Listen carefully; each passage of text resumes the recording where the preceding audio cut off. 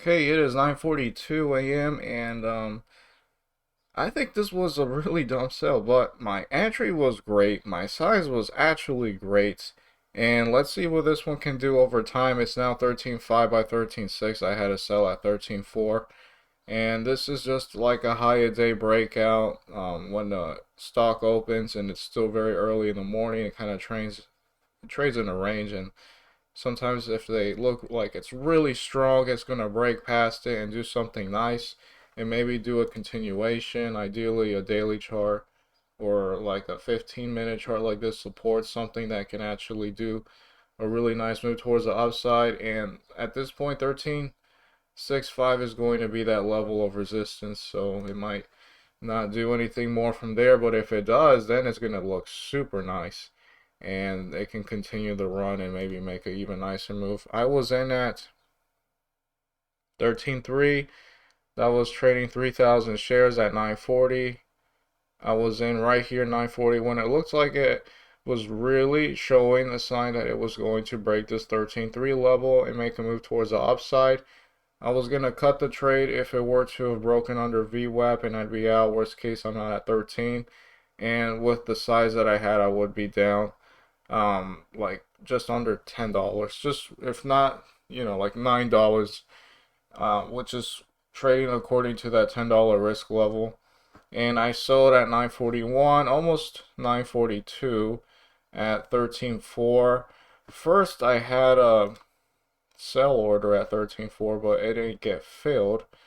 So what I did is that I placed a sell order at 13.3 and then it just got executed on the ask at 13.4.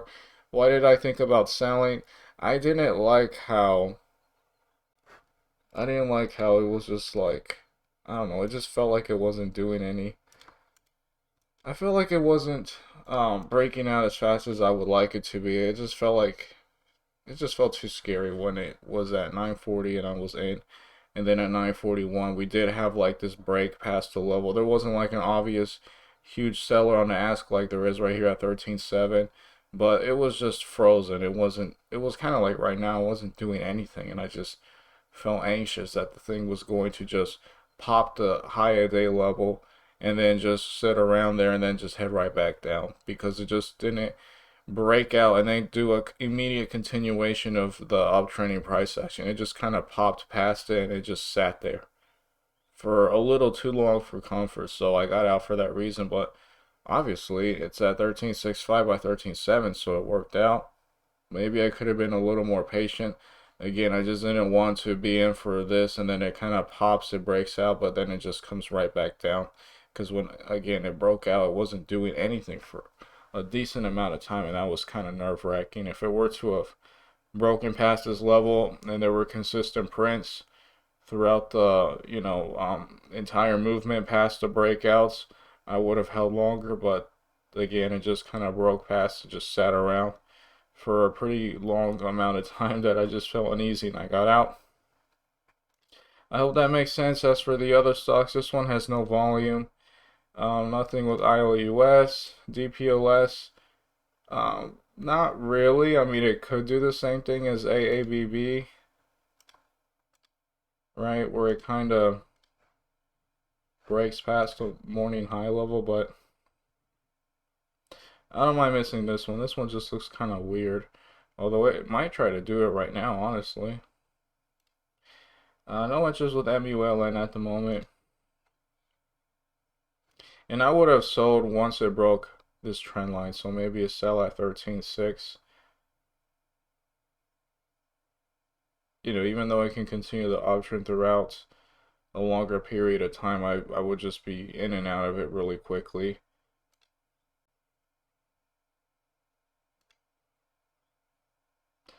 Yeah, so that's where I'm at the moment. I don't like the spread DPLS has either.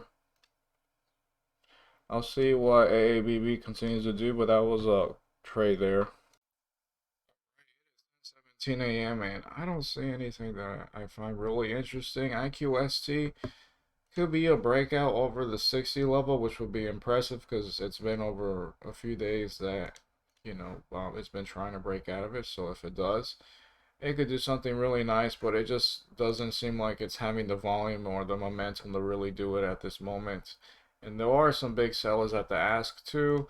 As for MULN, I haven't been watching it, but okay, that's nice. It's trying to break under that $3 level. This is the one I was trying yesterday. I was short and long this stock.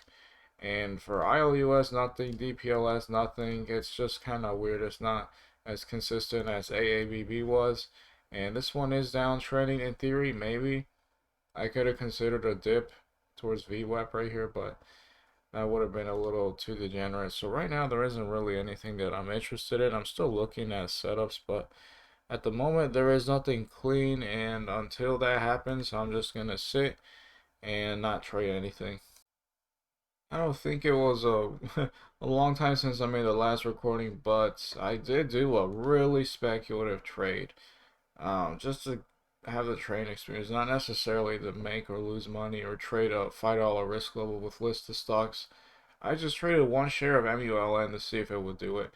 And the idea was is that it was downtrending, it broke under VWAP, and it tried to break under the $3 level, which is super important. And it did do it, and then it got as low as the 294s. But the thing is that it got to this level, but it was trying to hold itself there. So maybe the idea is that it breaks under $3. It causes a big panic because that's a very strong psychological number, $3, and then it breaks under it. But when it starts to come back, maybe it's one of those things that it just got a whole bunch of weak hands out of the trade because it broke under $3, but it's going to turn around. So that was the idea I had with that, and I was in at 299.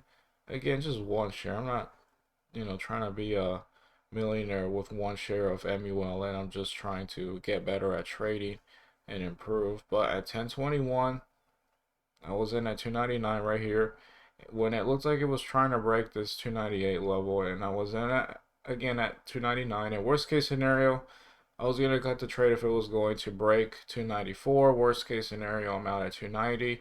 Again, I traded one share. I didn't stick to a $5 risk level, so because this was just a speculative trade. I tried to sell at 303 at 1024. I drew a very aggressive trend line from this corner, from this green candle to the corner of the first uptrending candle. And when it looked like it was starting to choke and break under the level, the trend line, I decided to get out. I did place a sell order at 303. I wasn't getting executed. I don't like this sell too much. I had at 31 and a half. In theory, I could have sold better, but that's ultimately where I ended up selling at 1024, which was right here. Right here when it started to pierce through the trend line, and I was at 31 and a half. So I guess right around here. It did try to follow the underside right here at 1025. You can see a wick, but it didn't necessarily do anything else from there. And this could be an inverse head and shoulder, shoulder, head, shoulder. If it makes a higher low off of this bottom, then maybe it can continue the uptrend, and perhaps that's something I can trade with a $5 risk level. But again, I have more experience with OTCs instead of listed stocks, so I'll just continue to watch this. But yeah, that's about it. And as for IQST, it hasn't really done anything towards the 60 level. That's really all that I'm looking at. And yeah, that was just a speculative trade there. I guess I made two whopping pennies, just under 1% gain. I could have sold better, but yeah, I'll make an update later to see if this one can do inverse head and shoulders. It might, as long as it puts up a higher low, you know, here over this level, shoulder, head, shoulder. It could try to do it. Obviously, it would be better if the shoulder was, at the same level, but it could totally do something like that. And it could also choke because it's, staying under $3, and the more it does that, the worse it gets. It is 11:18 p.m. and I'm here to call it off. Overall, today I am up $3.32 with two trades, and that was with AABB in the morning and MULN a little later in the morning.